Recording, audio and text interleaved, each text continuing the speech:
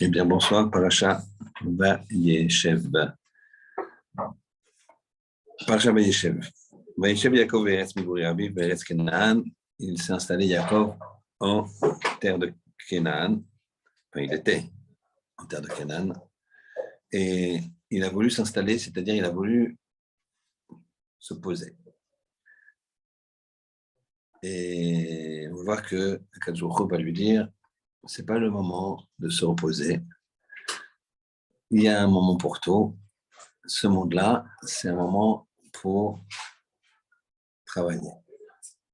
Ce monde-là, c'est pour travailler. Le monde futur, c'est le monde où on va prendre tous les bénéfices, les efforts qu'on aura fait dans ce monde-là.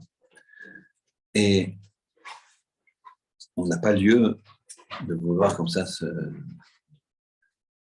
Et bien qu'il avait déjà eu beaucoup d'épreuves, Yaakov, Hachem lui a dit non, c'est pas fini encore. Très bien.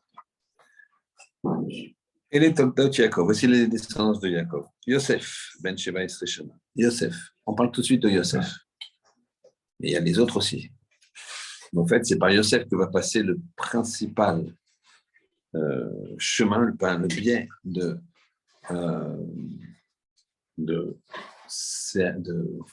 que le peuple juif se forme. C'est par Yosef que ça va passer. Donc c'est pour ça qu'on dit Toldot Yosef. C'est aussi parce qu'il était un peu son préféré. Mais on ne va pas s'arrêter là-dessus. Donc il avait 17 ans, Ben Sheva Esreshana, Yaroé, Techav, Batson. Il faisait paître les troupeaux avec ses frères. Veouna, il était jeune. C'est-à-dire qu'il s'occupait jeune ici, Rachid nous dit, il était très beau, il s'occupait un petit peu de son physique, il s'arrangeait les cheveux, les yeux. Et il était, lui, avec plutôt les Béné Bila et les Béné Zilpa, les enfants de Bila, des servantes, et de Zilpa. Nés chez Aviv, les femmes de son père. Il y avait Yosef et Dibatamra à la vie. Il amenait des Dibatamra, donc des paroles mauvaises, sur ses frères, elle vient vers son père. Sur ça, on va s'arrêter. Donc ici, on voit que Yosef, il va dire des choses négatives sur ses frères. Maintenant, quel frère? Yosef, lui, c'est le fils de Rachel, et il a un autre frère qui s'appelle Binyamin. Donc chacune des Imaot, il y a 4 Imaot, Léa, Rachel, Bila, Zilpa. Rachel, elle aura 2 enfants, Binyamin et Yosef. Léa, elle aura 6 enfants. Bila et Zilpa, chacune auront 2 enfants. Bila et Zilpa étaient les servantes de Rachel. Bila, la servante de Rachel, Zilpa, la servante de Léa, que, évidemment, Yaakov a affranchi. Elles sont devenues libres à 100% avant de les épouser. Très bien. Et en fait, le problème, c'était avec les enfants de Léa. Les commentateurs nous disent qu'il a dit les choses suivantes. Yosef à son père. Il a dit les choses suivantes. Il les a accusés de 3 choses. Il a dit à son père, papa, je vois 3 choses qui ne sont pas un bon comportement. Première chose, c'est qu'il ne se comporte pas bien avec les femmes. Il ne se comporte pas bien avec les femmes. Deuxième chose, donc avec les femmes, donc ils sont suspects de relations. Deuxième chose, au niveau cacheroute, ils ne respectent pas bien la cacheroute au niveau de la shrita, de l'égorgement de la bête. Ça paraît très étonnant. On parle ici des Shevatim. Reuven, Shimon, Lévi, Yehuda, Issachar, Zebulun.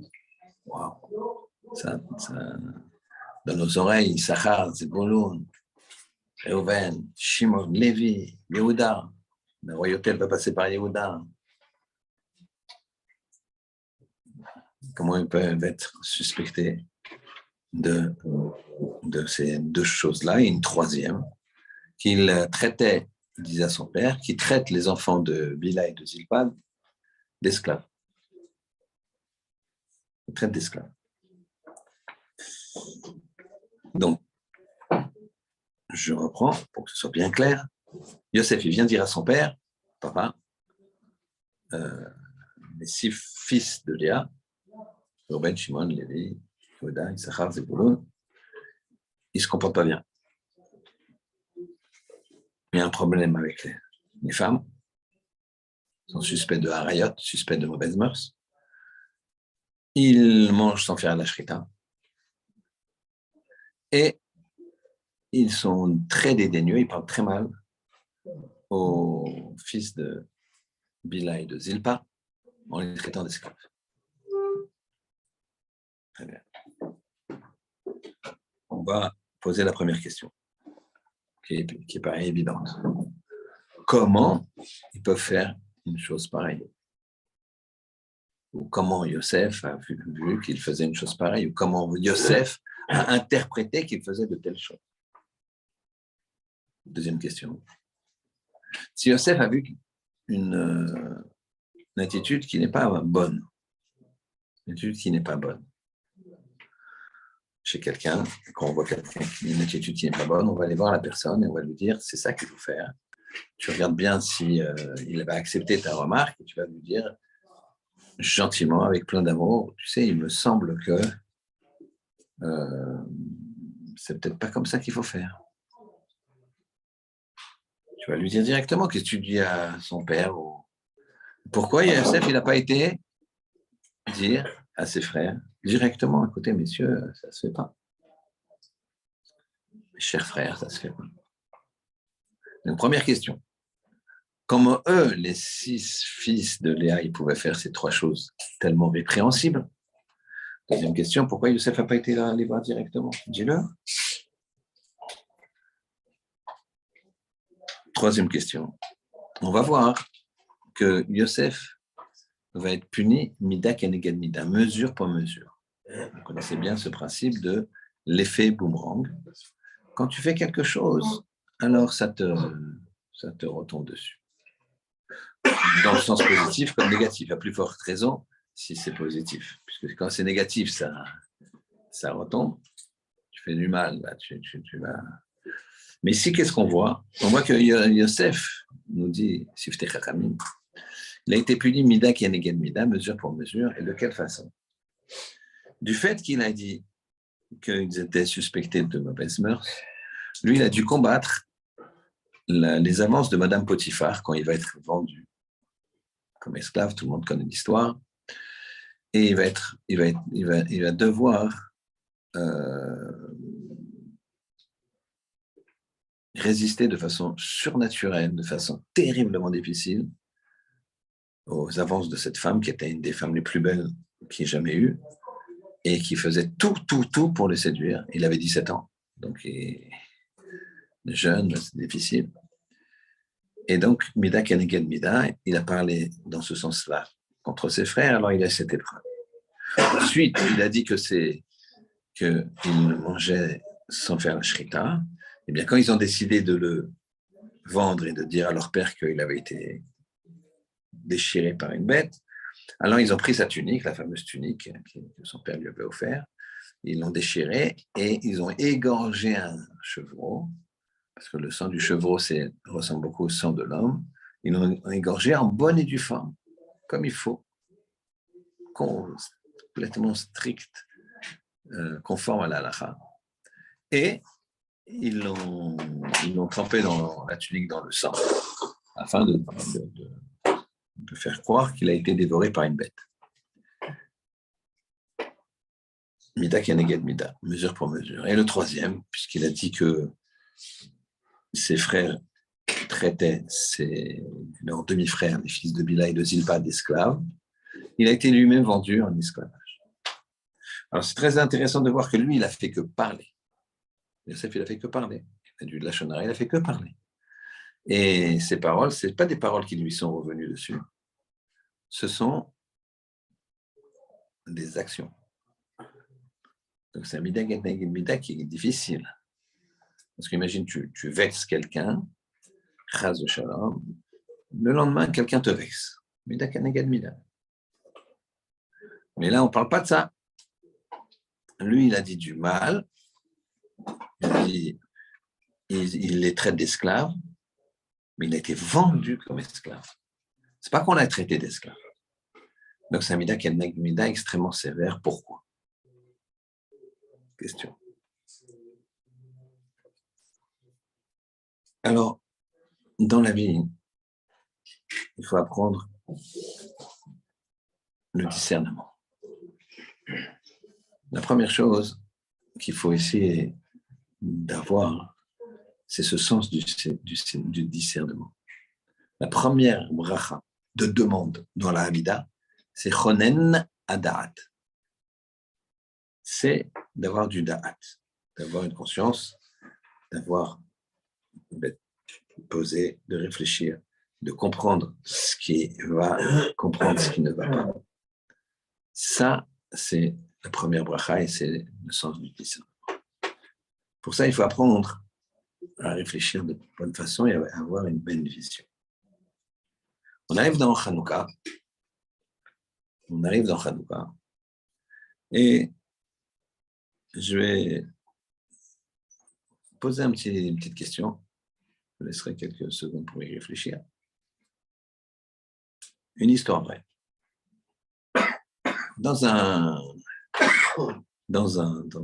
petite ville en Israël, petite ville, il y a des voleurs qui sont très audacieux puisqu'ils rentrent, ils volent de jour. Enfin, pas tout à fait de jour. Ils rentrent dans des maisons devant lesquelles il n'y a pas de Hanoukiot. Parce que vous savez qu'en Israël, on applique la halakha telle qu'on peut l'appliquer, on ne peut pas le faire ici. En Israël, on prend les ménorotes et on les met à l'entrée de la maison sur la rue, dans la porte d'entrée. Porte d'entrée puisqu'on est tous juifs et que le Pirsoumanès, enfin tous juifs en général dans les quartiers, on fait Pirsoumanès, c'est-à-dire on fait publicité du nest, et donc on met les nérotes devant la porte de la maison, d'entrée de la maison.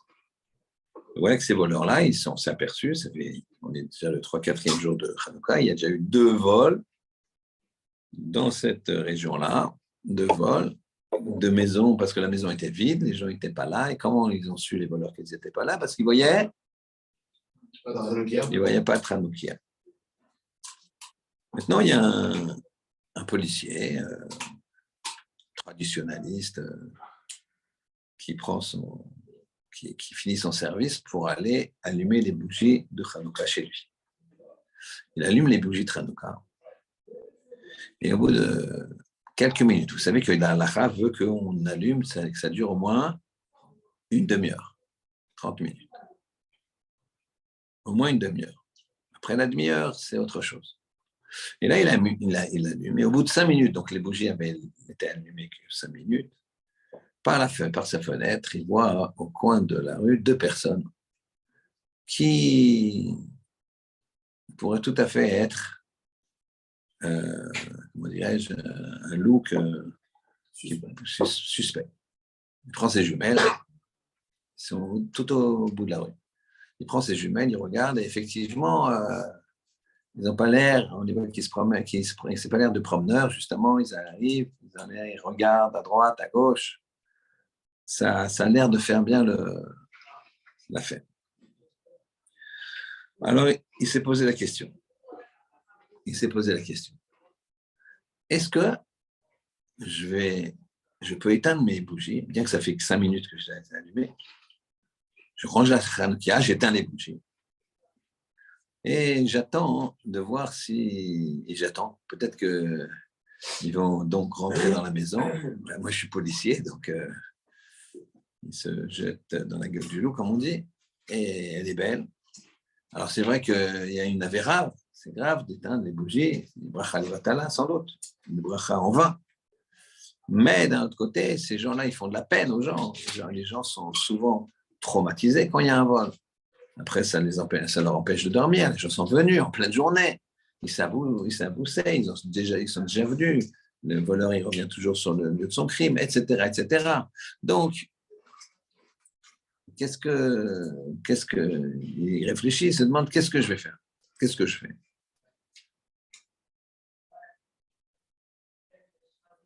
Alors, qu'est-ce que vous en pensez? Quelques minutes ou quelques secondes, parce qu'on va pas.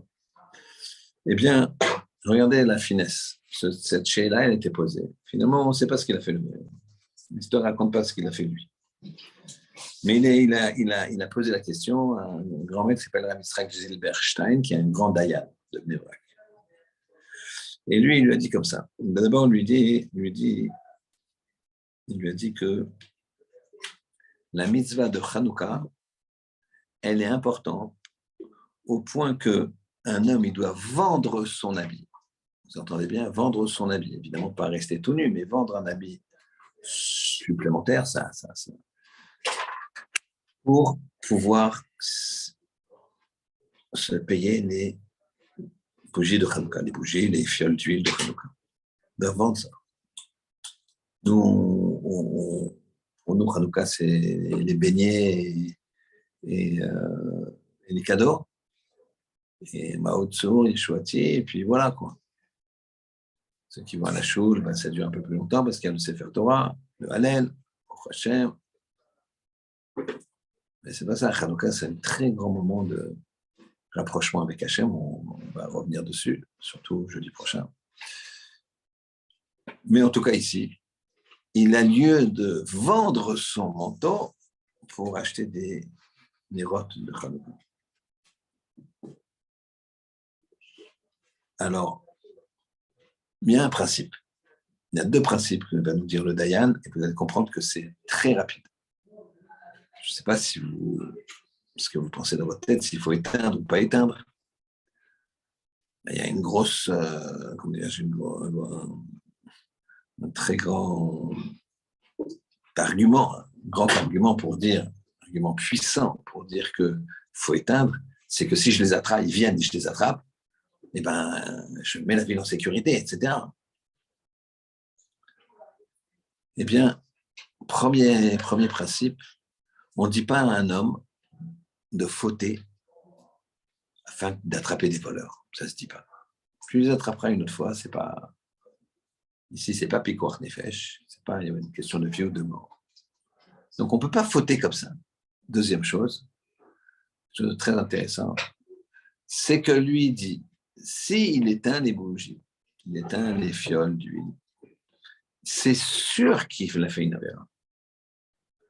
Par contre, c'est pas sûr qu'ils viennent chez lui et qu'ils les attrapent.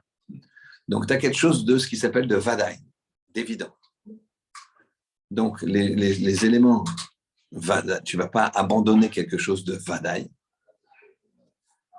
pour vadaï, donc d'évident, de sûr, pour faire à la place quelque chose de ça fait de douteux.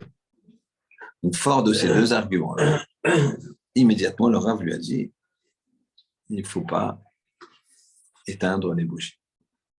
D'accord? Je mets entre parenthèses le fait qu'il a une autre possibilité, c'est de les suivre de loin et de regarder ce qui se passe. D'accord? Si vraiment il veut. Mais bon, ça, c'est. L'histoire ne le dit pas. Pourquoi je vous raconte ça? Parce que ici, on va regarder ce qui a fait que Yosef s'est trompé. Ce qui a fait que Yosef s'est trompé. Je répète les questions qui sont posées sur cette paracha. Premièrement, pourquoi Yosef, qui a vu des défauts, ou en tout cas qui a cru voir des défauts, enfin, expliquer tout de suite, chez ses frères, ne l'a pas dit directement aux frères avant pourquoi il l'a dit au père. Deuxième question, comment ils ont pu faire des choses comme ça? Puisque si Yosef rapporte ces éléments-là, c'est qu'il y a quand même quelque chose. Problème de mœurs, problème de cache-route, problème de mal parler à leurs frères, de les traiter d'esclaves. Ça fait 3 points très difficiles.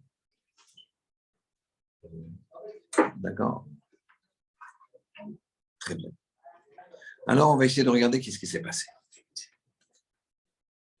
Yosef a été puni, Mida Keneged Mida, donc ça veut dire que Yosef, non seulement il n'a pas été comment dirais-je,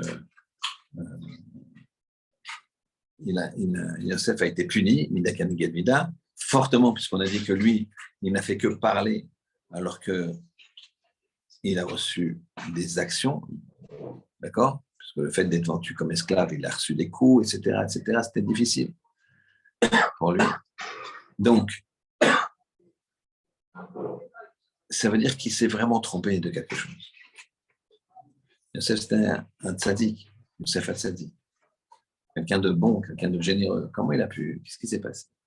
Eh bien, en fait, il s'est trompé. Et vous allez voir, sur chacun des 3 points, il s'est trompé. Et c'est sur ça que Kadosh Baruch Hu lui a fait un Mida Kaneged Mida très dur pour lui apprendre à recaler et d'avoir la bonne vision. Et on va expliquer. Première chose, le problème de mœurs. En fait, lui, qu'est-ce qu'il a vu? Il a vu que ses frères commerçaient, faisaient du business avec des femmes. La Gemara dans Kiddushin, elle parle de tous les métiers qui sont bons qu'un père apprenne à son fils. Et là-bas, elle dit, c'est mieux qu'un père il apprenne à son fils un métier propre, pas de pression, qui lui permette de se nourrir, et qui ne soit pas un métier, entre guillemets, de femme, c'est-à-dire qui fréquente des femmes. Et si jamais c'est le cas, pas dramatique, si c'est le cas, il faut faire très attention de ne pas s'isoler. De ne pas s'isoler avec une femme. Pourquoi? Parce que c'est évident que dès qu'il y a un isolement, un homme avec une femme, à plus forte raison dans le cadre du travail, de la répétitivité du travail, de la présence et de la complicité, inutile de dire que, mais même avec une inconnue, on n'a pas le droit de s'isoler. Et eux, bien sûr qu'ils ne s'isolaient pas. Mais ils faisaient quand même du business avec ces femmes. Et lui, il a extrapolé, il a dit, mais ça, c'est pas bien, c'est des mauvaises mœurs. Donc, il s'est trompé. Il a augmenté le problème qu'il y avait, enfin, il a inventé, il a positionné un problème là où il n'y en avait pas. Donc, il a eu un très grand nisayon, très grande épreuve avec la femme de Potiphar. Deuxième, il ne faisait pas la shrita. Il n'a pas bien analysé là aussi. Il n'a pas bien analysé. Il aurait dû bien regarder ce qui se passait, se demander. Mais effectivement, ils ont vu qu'ils ont abattu un veau pour le manger, sans lui faire la shrita. Il l'a vu de ses propres yeux, donc je l'ai vu. Oui, mais renseigne-toi. Il y a un principe qui s'appelle Ben Pakoua. Ben Pakoua, c'est quoi? C'est un veau qui est né, mais post-mortem de sa mère. C'est-à-dire, une vache, elle a enceinte, on ne peut pas dire enceinte, mais elle a un veau dans son ventre. Et elle est égorgée en bonne et due forme.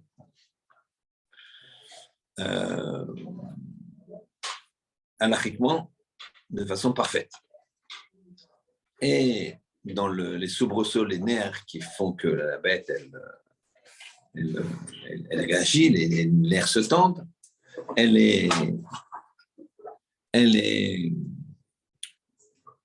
accouche. Donc elle est déjà morte, elle est déjà égorgée. Et elle accouche du veau, et le veau, il vit. C'est tout à fait possible. Et c'est ce qui s'est passé. Eh bien, ce veau, il s'appelle Ben Pakoua. C'est comme si c'était un morceau de viande de la mer. Il n'a pas besoin de shrita. Bien qu'il vive. Et la halakha, c'est que même si ça devient un taureau de 300 ou 400 kilos, eh bien, il n'y a pas de shrita. Tu tires une balle. Tu fais ce que tu veux. Sans faire souffrir. Il est sourd de faire souffrir une bête. Donc, ici, ça, c'est le principe qui permet donc de tuer la bête sans shrita. Et c'est ce qu'ils ont fait. La halakha est comme ça, qu'on peut le faire. Maintenant, Chachamim, ils ont dit, on ne le fait pas de peur de marataïn, que les gens y voient. La preuve, Yosef, il a dit. Mais Yosef, il aurait dû dire, qu'est-ce qui se passe ici? Va les voir. Il dit, non, pourquoi vous avez fait ça? Pareil, que tu vois qu'ils font du business avec des femmes, va aller voir pourquoi vous n'avez pas le droit. Il n'a pas fait.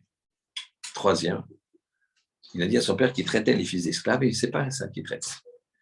Il leur demandait juste, entre guillemets, de respecter Léa. Parce que comme Léa, c'était la fille, la femme la plus âgée, la fille aînée, eh bien alors eux, qui étaient les enfants des servantes, eh bien, il fallait juste qu'ils respectent Léa. Ils ne disaient pas vous êtes des esclaves. Ils disaient il faut respecter notre mère Léa comme si c'était la vôtre. Donc ici, qu'est-ce qu'on voit? On voit que Yosef, il n'a pas eu la vision. Et ça a amené quoi à Rabotai? Et là, ça va faire partie de notre deuxième partie. On va faire la véritable liaison avec Hanouka. Ça a amené une galoute. Ça a amené que Yosef, puisqu'il n'a pas eu la bonne vision, il est passé de l'autre côté. Il est parti en Égypte. Et l'Égypte, c'est la première galoute. Première galoute, première assimilation, première persécution. Et tous les systèmes de persécution, d'assimilation, etc., prennent forme et prennent exemple exactement comme ce qui s'est passé en Égypte. Le peuple qui arrive, il est petit, il progresse, il fructifie, il s'assimile, il occupe des postes, il a servi, il extermine. Espagne, Allemagne, Pologne, Rome, tout, Russie, tout ce que tu veux, je regarde, c'est un modèle. C'est l'assimilation qui fait ça. Dieu préserve qu'Hachem fasse que je me trompe. Mais le prochain, c'est les États-Unis. D'accord? Ça commence et ça fait Chas de Shalom. Mashiach, il va venir et plus jamais le sang des Juifs ne coulera. Bezrat Hachem. Amen. Donc ici, ça va commencer. On a une Gemara dans Sanhedrin, Kouf Dalet, qui nous dit la chose suivante, page 104, folio A et folio B. Il y avait un homme qui avait 2 prisonniers juifs. Il avait pris en captivité 2 juifs. Il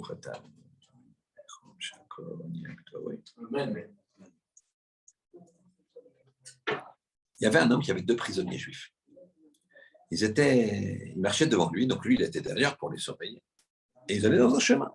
Et à l'époque, il faut croire que d'avoir des prisonniers, c'était commun et qu'il n'y avait pas de problème, puisque apparemment c'est sur une route. Et devant les 2 prisonniers juifs, il y avait 2 personnes 2 associés, 2 personnes en tout cas qui étaient ensemble et qui, comment dirais-je, 2 chameliers avec un chameau.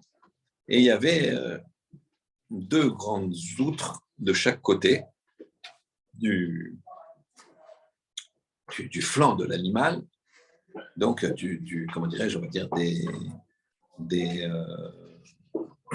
marchandises. Et il y en a un qui parle à l'autre, et comment dirais-je,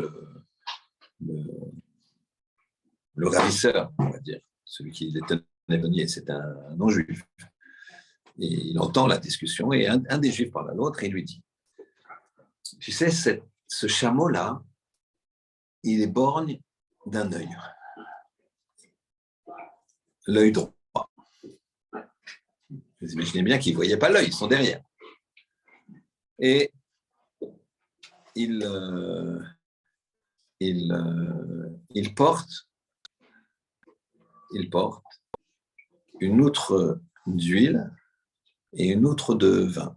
Côté droit, c'est une outre, des tonnelets d'huile. Et côté gauche, c'est des tonnelets de vin. Et tu vois le chamelier. De droite, c'est un juif. Celui de gauche, c'est un goy.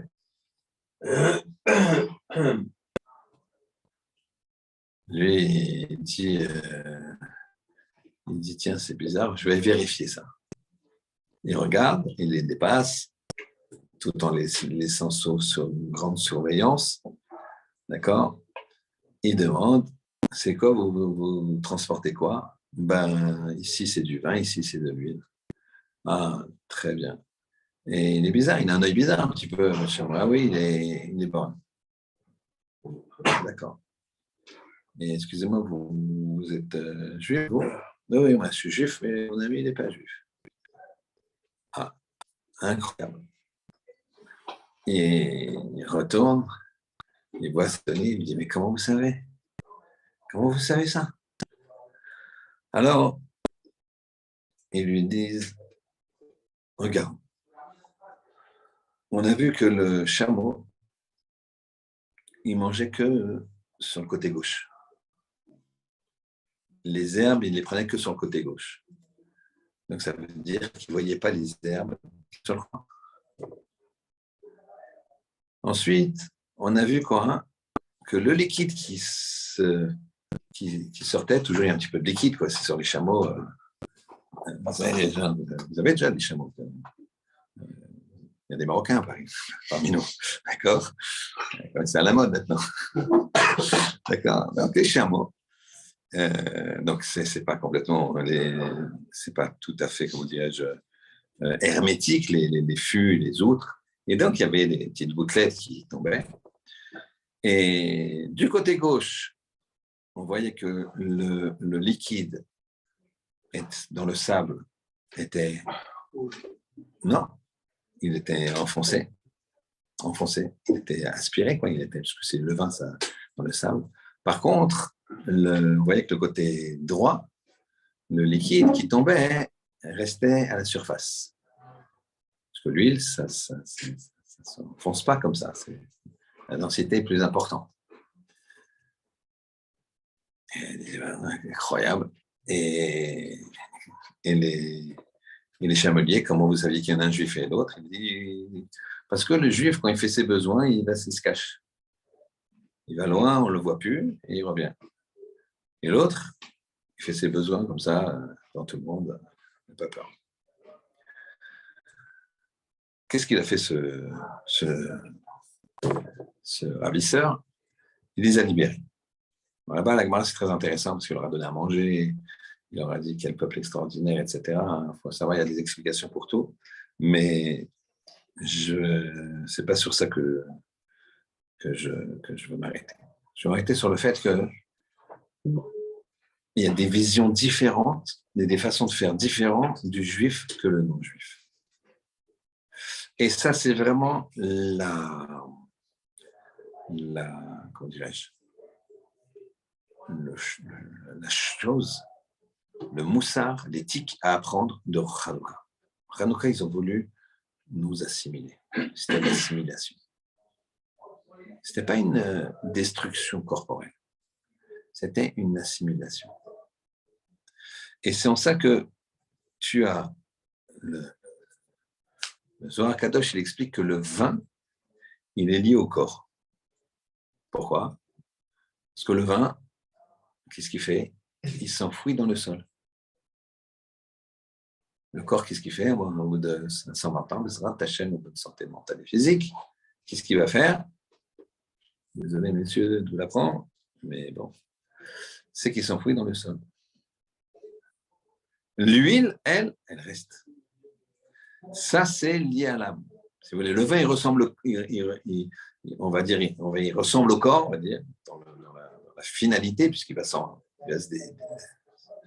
être détruit par la terre. Mais l'huile, c'est la neshama, l'âme, elle reste, elle flotte. C'est-à-dire qu'il a expliqué, le juif, à son ravisseur, que de toute façon, tu as nos corps. Mais notre neshama, tu ne l'auras pas. Elle flotte.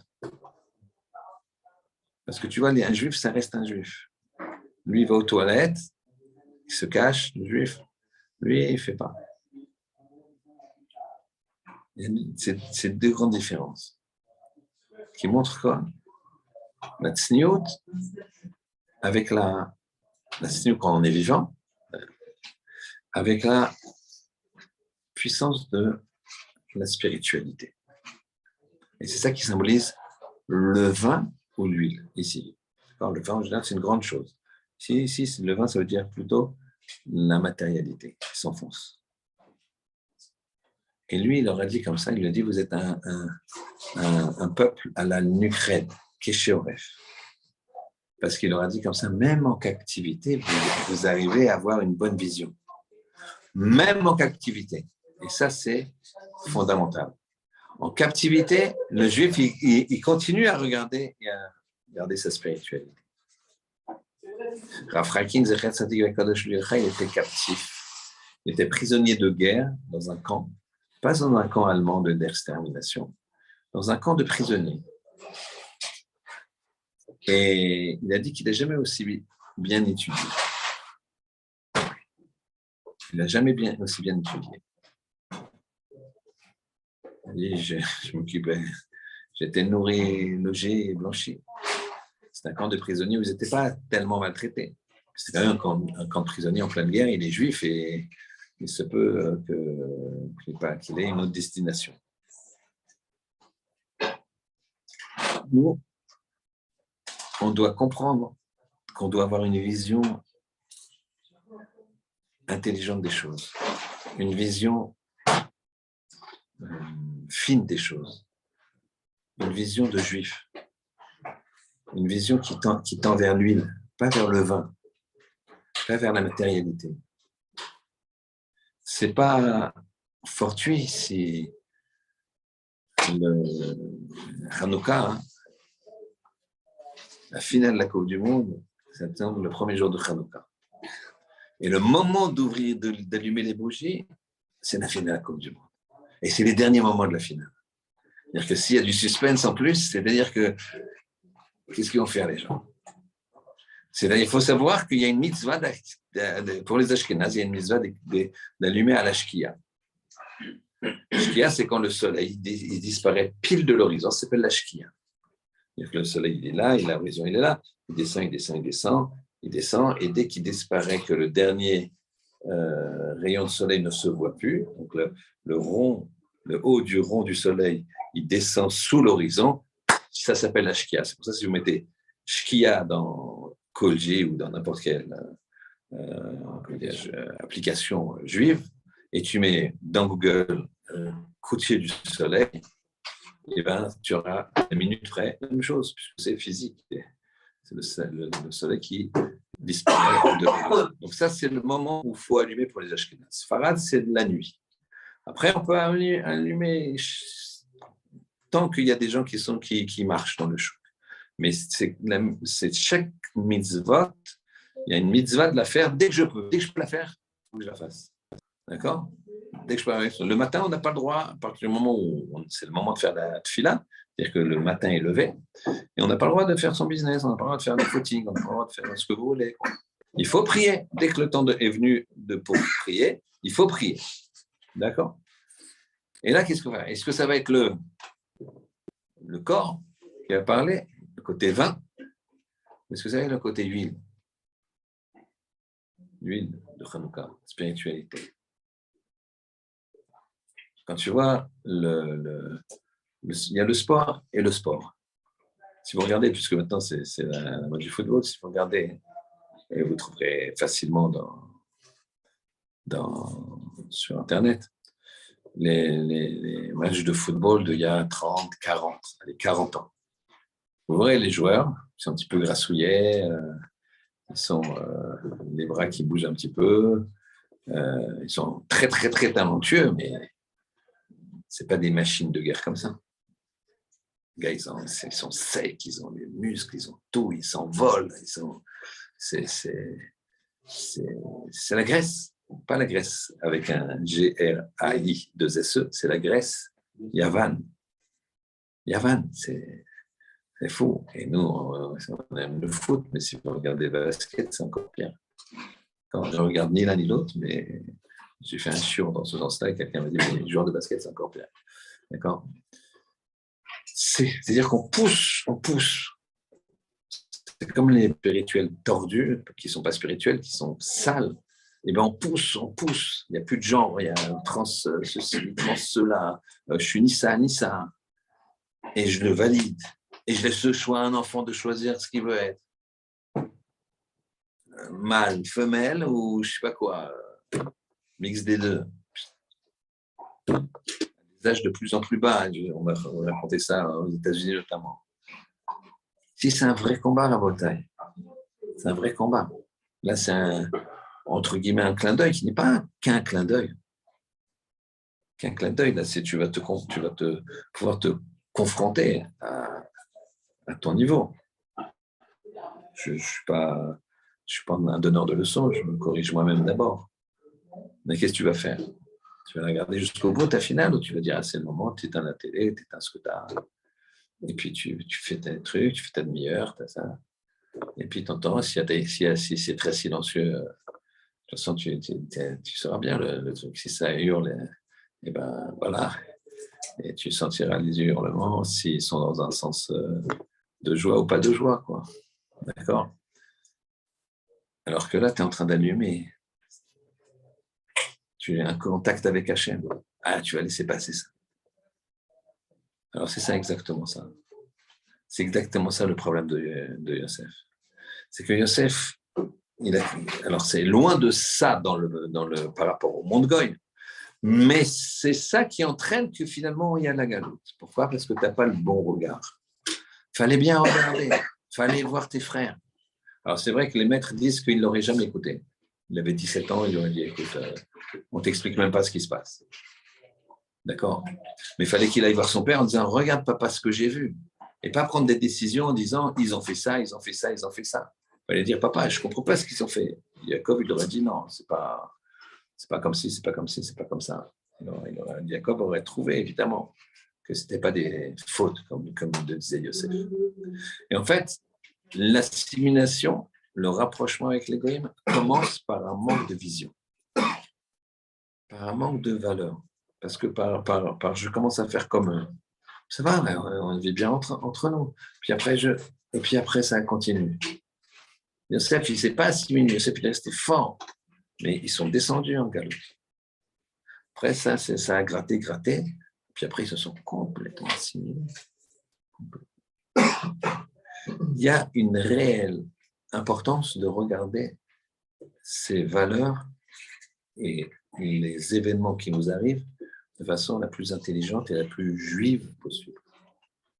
La Torah possible. C'est pour ça que c'est tellement fondamental d'étudier la Torah pour que ça te modèle, pour qu'avoir un esprit droit, que tu puisses voir bien ce qu'il faut. Avant-guerre, il y avait une dame, une grand-mère, à Bnei Brak. C'est passé il y a 10 ans, 15 ans, je ne sais plus. Ça fait longtemps que je connais cette histoire.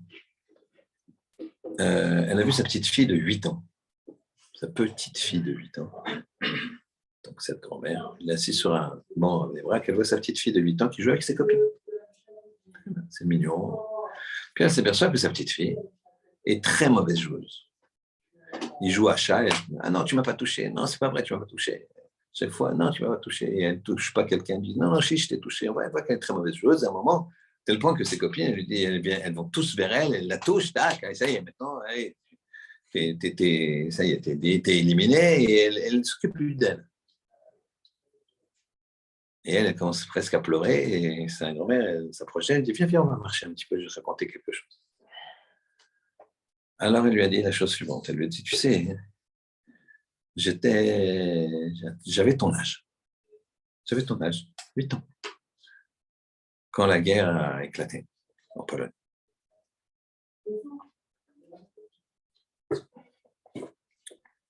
Ma mère et moi, on a réussi à s'enfuir, enfin, partir de la maison. Mon père est parti de son côté. Malheureusement, on ne l'a plus jamais revu. Mais ma mère et moi, on est partis. On était dans le quartier polonais. Et on avait une assez bonne situation. Et ma mère a pris tous les bijoux, elle a abandonné la maison. Elle a pris tous ces bijoux qui valaient beaucoup d'argent. Elle les a cachés, enfin dans son sac. Et elle est partie, elle a dit, il faut qu'on se cache. Moi, une femme, toi, 8 ans, on ne va pas pouvoir traverser la Pologne. On ne sait pas où aller. La meilleure chose, c'est de se cacher chez l'habitant. Et elle dit à sa fille, on va aller se cacher chez une de mes employées, Goy. Elle va dans le quartier Goy, frappe à la porte, 4e étage d'un immeuble. Et là, il y a son employé de maison qui était là, qui l'a pas, qui mais qu'est-ce que vous faites là? Je dis, ben, je voudrais que tu nous caches. Mais non, je peux pas, je risque, non, c'est pas possible. Euh, écoute, regarde, je te donnerai beaucoup d'argent. Non, non, non, je peux pas. Elle sort toutes ses, elle voit qu'elle va refuser, elle sort tous ses bijoux, elle dit, regarde, je te donne tout. Tout c'est pour toi. Tu sais ce que ça vaut. Wow, devant une telle fortune, elle dit, bon, oui, mais à une condition. Elle dit, quelle condition? Elle dit, venez voir. On est au 4e étage. Elle amène, il y a un petit balcon comme ça, tout petit, grande fenêtre qui s'ouvre, petit balcon, un petit parapet, et dessous, le vide, 4 étages. Elle dit, si jamais les Allemands ils viennent perquisitionner, vous vous jetez. Vous vous engagez, je sais que vous avez qu'une parole, vous me promettez que vous prenez votre fille dans les bras et vous vous jetez. Elle dit, elle n'a pas le choix. Elle dit, oui. De toute façon, réfléchissez. Si vous ne le faites pas, si vous le faites, ben, vous nous sauvez. Sinon, regardez, si vous ne vous engagez pas, si vous restez, ben, de toute façon, vous serez tués et nous, on sera tués aussi. Donc, elle dit, je m'engage, je te promets. Très bien. La maman et sa fille de 8 ans, elles restent là. Maintenant, la grand-mère, elle continue à dire à sa petite fille là-bas, Abdemrak, continue à raconter l'histoire, elle lui dit, là-bas, hein, cette femme-là, cette Polonaise, elle avait une fille de 8 ans aussi. Et ça, gentil. Et on a commencé évidemment à se connaître. Les Polonais, ils ne sortaient pas beaucoup non plus. C'était la guerre, ils n'avaient pas envie. Les nazis marchaient même, ils n'avaient pas les Polonais non plus. Ils marchaient même aussi. Et donc, ils restaient beaucoup, très longtemps ensemble. Et ils se sont mis à jouer aux échecs. Ils avaient le jeu d'échecs. Et moi, j'étais bien plus fort que la petite fille. Première partie, en 3 coups, pam, pam, pam. Les Juifs, on a une tête. Pas que chez les Sfarades, même chez nous. Et il a une fois, 2 fois, 3 fois. Et moi, j'étais contente. Et je n'avais pas remarqué, mais ma mère, elle m'a pris dans un coin, elle m'a dit, écoute, regarde. Tu vois que depuis 1 heure, elle ne t'a pas adressé la parole. Oui, bon. Parce que tu l'as humilié, tu la bats trop. Demande-lui de jouer, tu vois. Il ne voudra pas. Tu veux faire une partie? Non, ça va, ça va. Ah, tu vois? C'est pas comme ça qu'il faut faire. Il faut avoir une vision intelligente des choses. Si tu veux la garder comme amie, il faut que tu la laisses gagner un petit peu. Alors justement, toi, toute ton intelligence, ça va être d'essayer de perdre, mais tout en te défendant extrêmement bien. Donc, fais un jeu fort, mais avec certaines failles qu'elle va voir. Ça, c'est intelligent. Et de temps en temps, mets la gomme, et puis comme ça, tu vas gagner 1 sur 2. Et elle va gagner 1 sur 2. Et là, c'est sympathique. Et là, tu te fais une amie. On va rester là de nombreuses semaines, peut-être des mois, peut-être 1 an, 2 ans, je ne sais pas. Donc, il faut... Et j'ai fait ce que ma mère a dit. Je laissais gagner 1 fois, j'ai regagné. C'était très sympathique. Et moi, je me cassais la tête pour perdre de façon intelligente. Jusqu'au jour où on entendait plusieurs voitures qui s'arrêtent autour de l'immeuble. Là, il marchait même qui commence à grimper dans l'immeuble. Il commence par les premiers étages, 2e étage. Et là, de façon tragique et terrible, la Polonaise, elle dit à ma mère, prenez votre fille dans les bras et sautez. Vous m'avez promis. Vous m'avez promis. On va tous mourir sinon. Alors ma mère, elle m'a pris dans les bras. Elle est arrivée. Elle s'est approchée du balcon. il y avait le parapet. Et au moment où elle va se jeter avec moi dans les bras, la petite Polonaise, la copine de ma copine, elle se met devant et elle dit non, maman, je veux pas, c'est ma copine, je l'aime. Elle commence à défendre sa mère. Elle me dit mais t'es folle, les nazis vont arriver, ils vont tous nous tuer. Non, maman, c'est pas, je veux pas. Et une petite discussion comme ça, quelques secondes, et puis, frapper à la porte. Qu'est-ce qu'elle dit, la Polonaise? Elle dit à ma mère, prends ta fille, regarde, monte sur le côté là, du toit. Donc, ils étaient dans le quatrième étage, côté du toit. Il y a une petite échelle, monte, et il y a une. Cache-toi derrière la cheminée, je sais pas, débrouille-toi. Elle monte, tac, elle se cache derrière la cheminée. Elle y arrive. Nazie, elle arrive, elle reprend son froid, la Polonaise. Il y a des juifs ici, il n'y a pas de juifs. Ils regardent partout. Ils ouvrent la fenêtre, ils regardent le petit balcon, ils regardent à droite, à gauche. Ouais, il n'y a rien, en bas, et ils sortent. Ma mère et moi, on est restés la moitié de la nuit jusqu'au moment où l'employé de maison a ouvert la fenêtre et elle nous a fait psst, psst. Les nazis étaient partis depuis longtemps et on est resté cachés et on a été sauvés. Alors, tu vois ma petite fille, on revient à Bébrac, elle raconte à sa petite fille. Tu vois que dans la vie, faut avoir, c'est comme les échecs, il faut avoir des coups d'avance, il faut avoir la bonne vision. Il ne faut pas avoir la vision du moment présent. La personne intelligente, elle regarde le futur. L'enfant, il regarde le moment présent.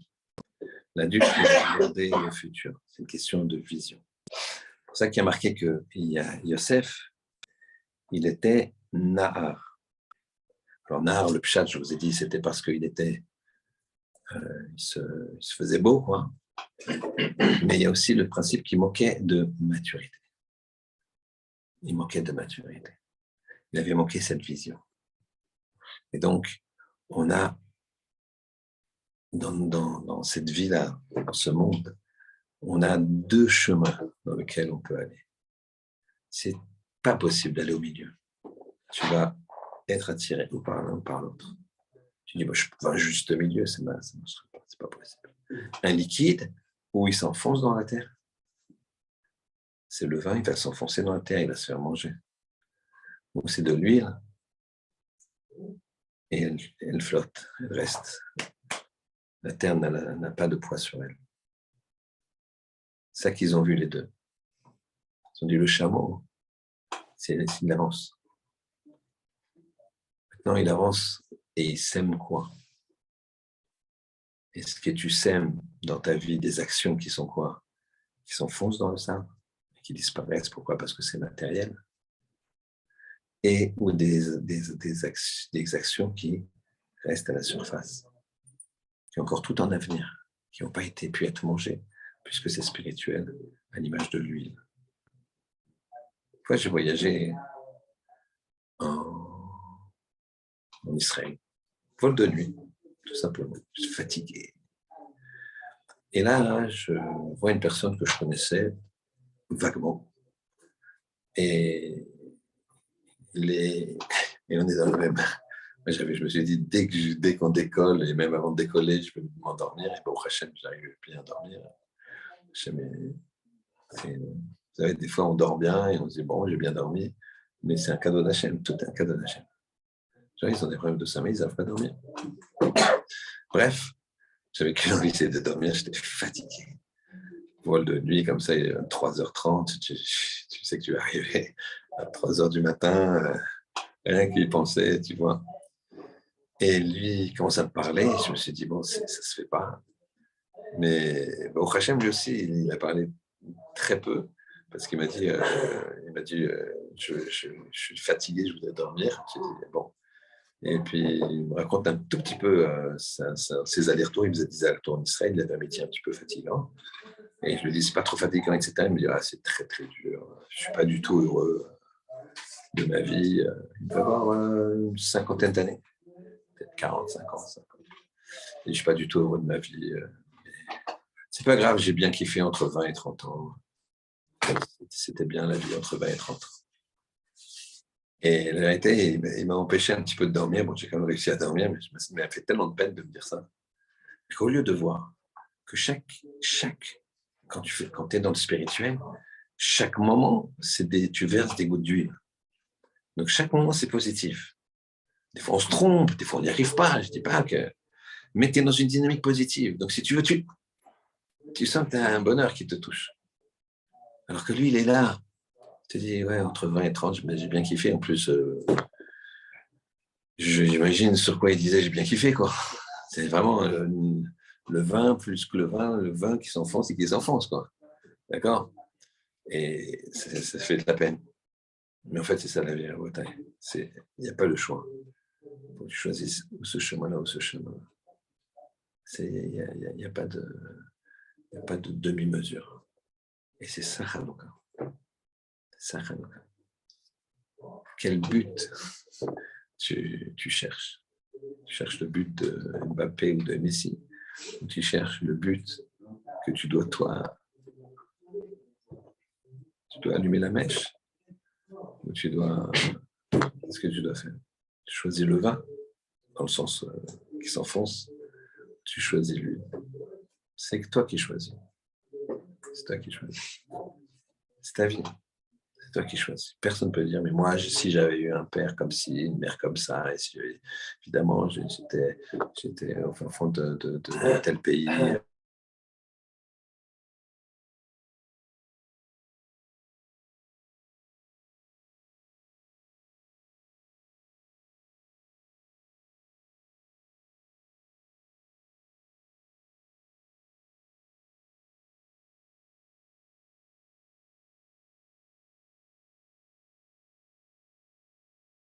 Ah, ma mère, elle était comme ça. Tout ce que tu veux, tu peux avoir des prétextes. Et c'est à toi de choisir. C'est toi qui choisis. Et les Grecs, ils veulent nous attirer vers le vin. Il y a des choses qui vont se détruire dans la terre. C'est ça le principe. Donc, la droite, la gauche, après, tu ne vois que d'un côté. Le chameau, il était borgne, parce qu'en fait, il ne voyait que d'un seul côté. Et un côté, il ne voyait plus. Il ne savait même plus qu'ici, il pouvait trouver à manger. Il ne voyait même plus. Il y avait là des gens, ils sont là, ils disent, moi je suis heureux. Ils ne sont pas heureux en fait. Ils ont choisi un chemin assimilé. C'est une destruction, l'assimilation, c'est une destruction plus que la Shoah. Il y a assimilé, ils s'assimilent, ils s'endorment, ils sont avalés par la terre. C'est ça le grand principe. Comme par hasard, on a ce dimanche, on a un petit peu ce clin d'œil. D'accord, je ne dis pas que celui qui va regarder la finale, il est... Mais il faut bien réfléchir. Surtout si en plus il y a des prolongations, il y a des tirs au but, donc ça veut dire encore 1 heure de plus. Donc tu tardes à allumer, tu tardes à allumer. C'est un symbole, mais c'est très, très, très intéressant de voir ça. Très intéressant de voir ça. C'est un combat qui revient et qui revient. Les gars avec la culture du corps, vous voyez bien, vous sortez dehors, les gars, ils sont dehors. Le Shabbat, bon Hachem, je vais d'un endroit à un autre, et ce qui fait que vers 7h30, 7h20, je marche vers la choule, ça mignon à 8h, et quand il fait mauvais, il neige, il pleut, ou il fait très froid, il n'y a personne. Les seuls gars qui sont là, c'est ceux qui courent. Et ils sont là. Et des fois, ils sont à moitié torse nu. Des fois, ils sont là. C'est la Grèce. Encore une fois, la Grèce antique. C'est Yavan. On est vraiment dans ce combat. Le paraître, les plaisirs pourris acceptés, etc., etc. Donc, messieurs, à vous de choisir le vin qui s'enfonce ou l'huile. Avec une transition, puisqu'on va rester dans la Gemara qu'on a faite, vous l'avez page 1 et page 2 dans vos iPhones. On va faire juste dans les mots cette histoire très intéressante du chameau. Alors, page 1, c'est tout en bas de la page. Dernière ligne, tout simplement. Je pense que vous l'avez dans les portables. Ceux qui sont... Voilà. Je sais pas. Alors, bon. Tanura Banan. Maase Bishne Bnei Adam. Donc, je suis la dernière ligne, à peu près le 7e mot, à peu près de la dernière ligne de la page 1. Tanura Banan. Maase Bishne Bnei Adam. Il est devenu qu'il y avait 2 hommes. Shinishbu, qui avaient été capturés.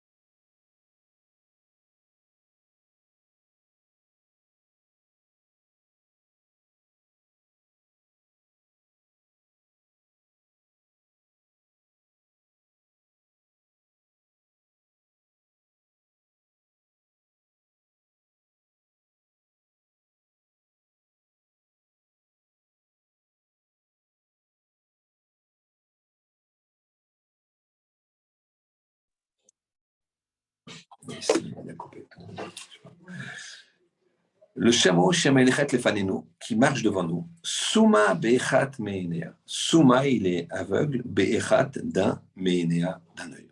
Il est aveugle d'un œil. Veteuna, il porte Shtenodot, 2 outres, 2 tonnes de lait. Achat Shel Yain, 1 de vin. Ve'achat Shel Shemen, et 1 d'huile. Ve'shne Bnei Adam, il y a 2 hommes.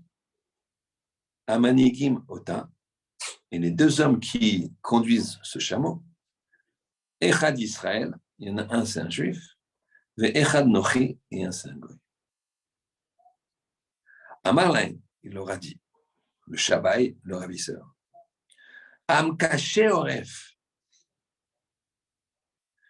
peuple à la nuque raide. Pourquoi il dit ça? On avait expliqué. Parce que la nuque raide, ça veut dire tu ne bouges pas, tu vois. J'ai envie de... Non, tu ne bouges pas. Tu m'appuies sur la nuque et je suis là, je résiste. C'est-à-dire que je continue mon chemin. C'est-à-dire que je suis là, je vous ai mis en captivité. T'imagines en captivité il y a 2000 ans, tu n'allais pas rigoler. D'accord? Et vous êtes là à réfléchir, regarde ce chameau, il est comment, comme ça. Tu gardes toute ta clairvoyance, toute ta vision. Mais Aïn Atem Yodim, d'où vous savez ça? D'où vous savez ce que vous venez de dire? Amroulo, ils lui ont dit, il a répondu. Gamal, le chameau, Maasavim, chez les Phanéens. Il y a de l'herbe devant lui, de l'herbe. Mitzad Sheroé Ochelet. Du côté où il voit, il mange. Parce qu'il voit les herbes. Mitzad Shena Roé. Du côté où il ne mange pas, Ena Ochelet. Du côté où il ne voit pas, pardon, il ne mange pas. Tout simplement. Et nous, on voit qu'il y a un côté où il ne mange pas. Et toujours d'un côté, il ne mange que du même côté. Donc, ça veut dire qu'il ne voit pas. Ou Théona Shnenodot.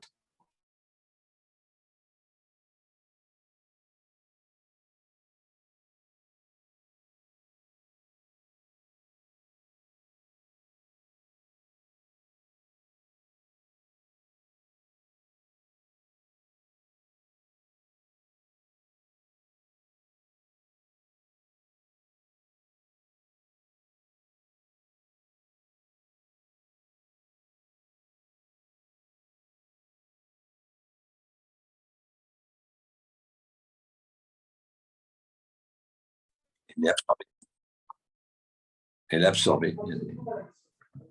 Elle est absorbée. Béchel Shemen et celle d'huile, mais Taftef, elle goûte tombe goutte à goutte, Betsaf. Tsaf,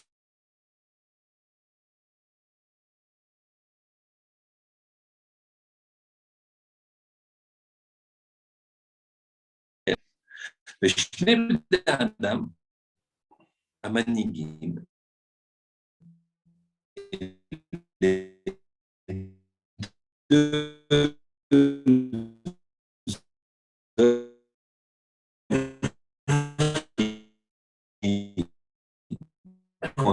le chameau, autant le chameau.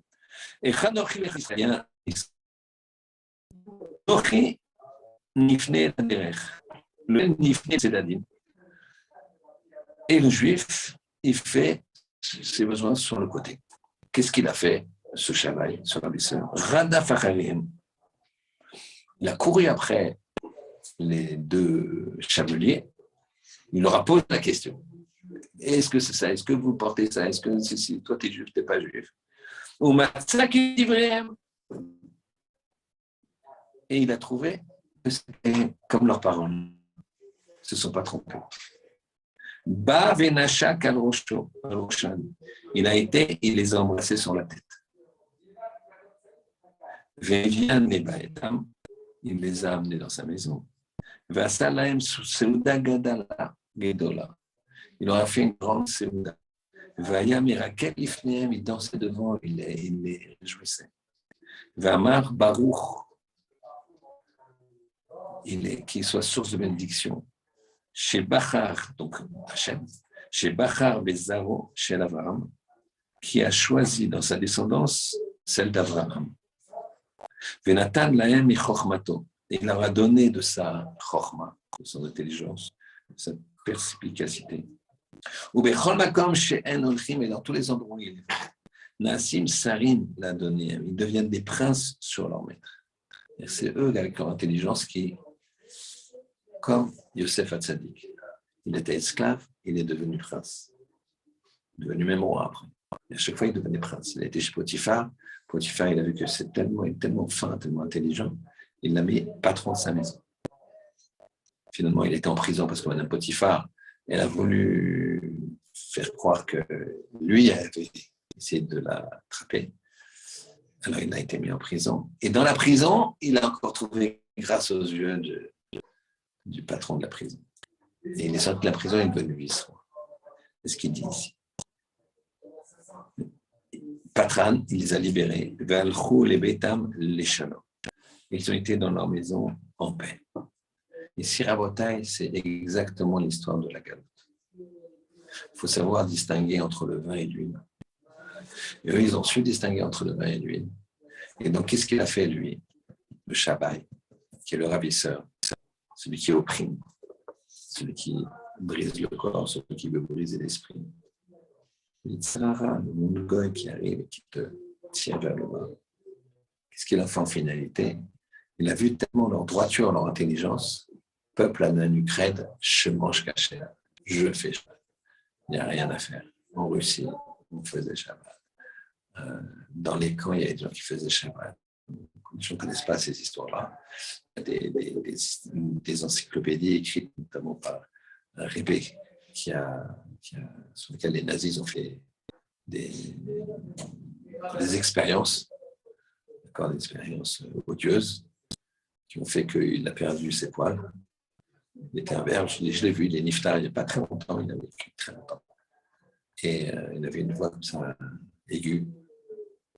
Et il était incroyable. Il a écrit plusieurs livres, j'en ai 2 chez moi. Donc, l'encyclopédie dans les camps, tout le foot, comme ils salaient du chauffard, comme ils essayaient de manger la matzah. Incroyable, incroyable. C'est un peuple à de crête. Et bien, quand il voit ça, lui, qu'est-ce qu'il fait? En finalité, je dis bien, eh bien, il leur donne à manger, il danse devant eux, il les embrasse sur le front, il les serre et il les libère. Voilà, tout ça dépend de nous. Le Beth Alevi dit la chose suivante. Quand quelqu'un il a un problème, quel qu'il soit, avec une personne, par exemple, et il dit cette personne elle a tort, c'est de sa faute à lui, même si effectivement cette personne l'agresse. C'est pas cette personne qui t'agresse, c'est Hachem qui t'envoie quelqu'un pour te réveiller. Il explique comme ça le Beth Halevi que si jamais t'en veux à personne, c'est comme quelqu'un qui en voudrait au bâton qui lui a donné le coup, enfin qui lui a donné, qui a servi à lui faire mal. Ou alors le contraire, quelqu'un qui parlerait au bâton. Ne me tape pas, s'il te plaît, ne me tape pas. C'est aussi bête que ça, aussi incohérent que ça. Donc en fait, c'est une question de choix dans la vie. On a vu le choix de choisir le vin ou l'huile. Il faut choisir l'huile. Le vin, on a compris ici ce que ça voulait dire, le vin qui s'enfonce, dans le sens assimilation. Et ce n'est pas pour rien que la meilleure façon d'allumer les bougies de Hanouka, c'est de l'huile. Et de l'huile. Ça fait la plus belle flamme, là, la Chel dit. Mais c'est aussi quelque chose qui flotte, qui reste à la surface. Tu prends de l'eau, tu veux noyer l'huile, tu veux touiller.